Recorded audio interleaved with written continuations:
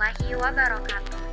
Perkenalkan, kami dari kelompok ke-6 metode penelitian pendidikan yang akan membahas mengenai metode penelitian eksperimen. Selamat menyaksikan.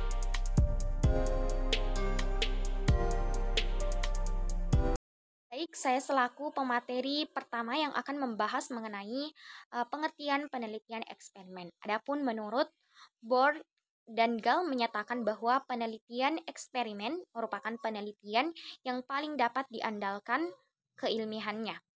Nah, paling valid karena dilakukan dengan pengontrolan secara ketat terhadap variabel-variabel pengganggu di luar yang dieksperimenkan. Nah, penelitian eksperimen menggunakan suatu percobaan yang dirancang secara khusus guna membangkitkan data yang diperlukan untuk menjawab pertanyaan penelitian. Nah, penelitian eksperimen ini menggunakan rancangan percobaan yang dianggap sebagai jenis penelitian yang paling diinginkan oleh seorang peneliti.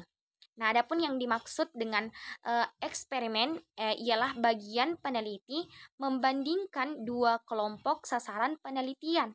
Nah, satu kelompok ini diberikan perlakuan khusus tertentu dan satu kelompoknya lagi dikendalikan pada suatu keadaan yang pengaruhnya dijadikan sebagai pembanding.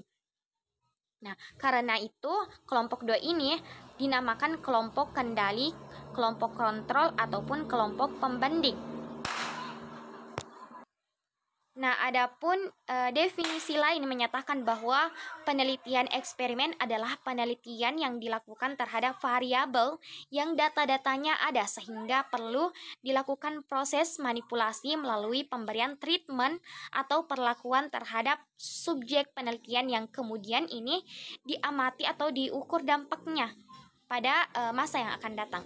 Nah, penelitian eksperimen juga merupakan penelitian yang dilakukan secara sengaja oleh peneliti dengan cara memberikan treatment atau perlakuan tertentu terhadap subjek penelitian guna membangkitkan suatu kejadian keadaan yang akan diteliti bagaimana akibatnya. Nah, adapun yang kedua kita akan membahas mengenai ciri-ciri penelitian eksperimen. Nah, ciri-ciri penelitian eksperimen adanya suatu perlakuan yang akan dicobakan dan adanya objek yang menjadi sasaran perlakuan. Nah, sebagai contoh, suatu perlakuan yang akan dicobakan antara lain adalah model peningkatan mutu sekolah. Maka objek atau yang dikenai perlakuan antara lain yaitu kepala sekolah, guru, tenaga administrasi sekolah, siswa, dan komite sekolah.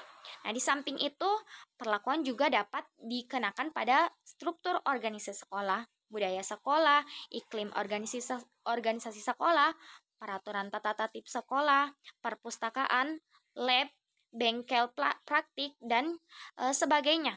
Nah, suatu perlakuan yang akan dicobakan tentu saja dipilih dengan asumsi atau keyakinan bahwa sesuatu yang diperlakukan tersebut adalah mengubah keadaan lebih baik dari sebelum adanya perlakuan itu.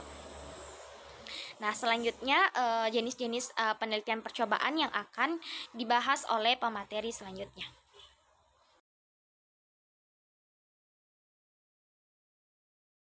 Baik, selanjutnya saya akan membahas mengenai jenis-jenis penelitian percobaan. Di sini ada 3 jenis penelitian percobaan. Yang pertama ada percobaan dengan studi kasus 1 kali tembak. Nah, dalam percobaan ini tes yang diberikan tidak harus formal dan tertulis, tetapi dapat juga berupa tanya jawab non formal. Misalnya seorang peneliti memberikan suatu penerapan dalam suatu sekolah. Setelah cukup waktunya, kemudian peneliti akan mengadakan tes pada warga sekolah tersebut, dan jawaban yang didapat itu sebagai nilai hasil percobaan yang dilakukan. Nah, setelah dilaporkan dan hasilnya masuk akal, maka penelitiannya dianggap berhasil. Kemudian jenis percobaan penelitian yang kedua yaitu percobaan dengan perbandingan perlakuan tanpa pretest. Nah, dalam percobaan ini, peneliti dapat membandingkan antara dua kelompok warga sekolah. Misalnya, kelompok pertama adalah kelompok percobaan dan kelompok kedua adalah kelompok kontrol. Nah, untuk penelitian percobaan jenis kedua ini, peneliti dapat merumuskan hipotesis penelitian sebagai berikut, yaitu ada perbedaan kemampuan menerapkan manajemen partisipatif antara warga sekolah kelompok percobaan dengan warga sekolah kelompok kontrol. Nah, untuk mengetahui hasil percobaan, maka data-data yang dihasilkan dari kelompok 1 ini akan dibandingkan nantinya dengan data-data yang dihasilkan oleh kelompok 2. Maka hasilnya akan diketahui apakah ada persamaan atau perbedaan antara kelompok 1 dan kelompok 2.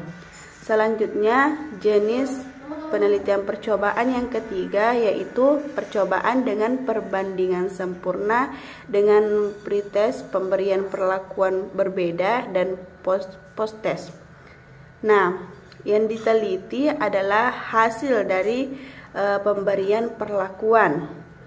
Nah, dalam hal ini yang dibandingkan adalah perolehan sebagai akibat dari adanya perlakuan yang berbeda.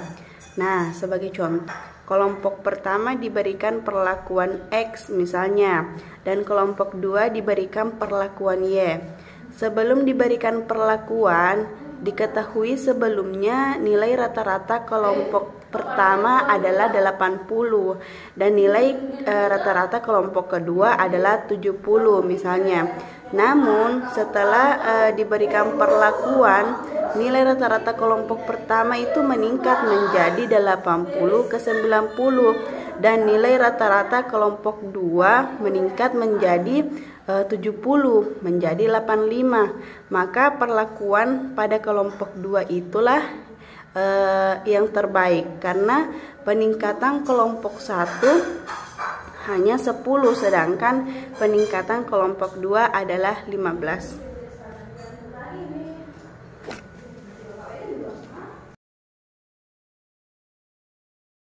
Bismillahirrahmanirrahim.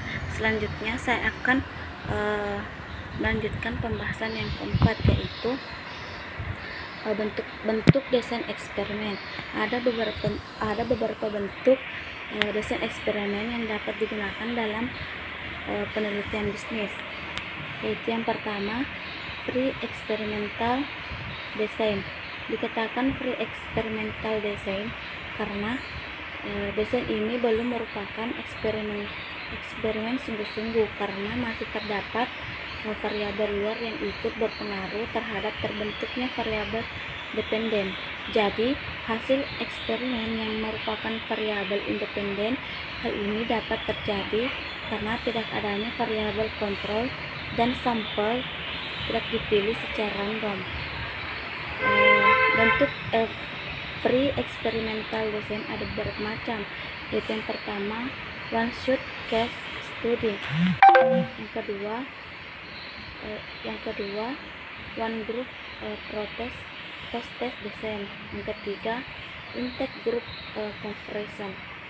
Kemudian yang kedua bentuk eksperimen yaitu true experimental design. Dikatakan true experimental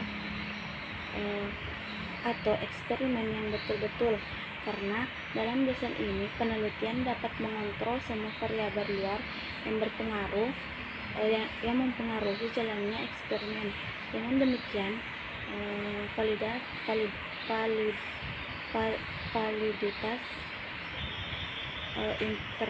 validitas internal atau kualitas pelaksanaan rancangan penelitian dapat menjadi tinggi.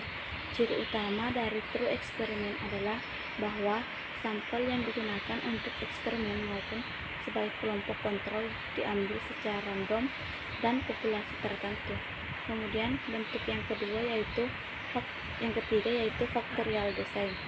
Dalam desain faktorial merupakan modifikasi dari desain true eksperimen, yaitu dengan memperhatikan kemungkinan adanya variabel moderator yang mempengaruhi perilaku atau variabel independen terhadap hasil variabel dependen. Kemudian bentuk yang keempat yaitu quasi eksperimen desain. Bentuk desain eksperimen ini merupakan perkembangan dari true eksperimen desain yang sulit digunakan. Desain ini mempunyai kelompok kontrol tetapi tidak dapat berfungsi sepenuhnya untuk mengontrol variabel-variabel luar. Bentuk desain eksperimen ini merupakan perkembangan dari true eksperimen desain yang sulit digunakan. Desain ini mempunyai kelompok kontrol tetapi tidak dapat berfungsi sepenuhnya untuk mengontrol variabel-variabel luar yang mempengaruhi pelaksanaan eksperimen. Quasi eksperimen desain digunakan karena pada kenyataannya sulit mendapatkan kelompok kontrol yang digunakan untuk penelitian. Dalam suatu kegiatan administrasi atau manajemen tidak mungkin menggunakan sebagian para karyawannya untuk eksperimen dan sebagian tidak menggunakan prosedur baru yang lain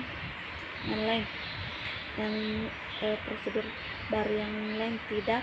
Karena itu, untuk mengatasi kesulitan dalam menentukan kelompok kontrol dalam penelitian, maka dikembangkan desain quasi eksperimen. Baik, mungkin itu saja yang sempat saya sampaikan. Lebih dan kurangnya mohon dimaafkan. Assalamualaikum warahmatullahi wabarakatuh.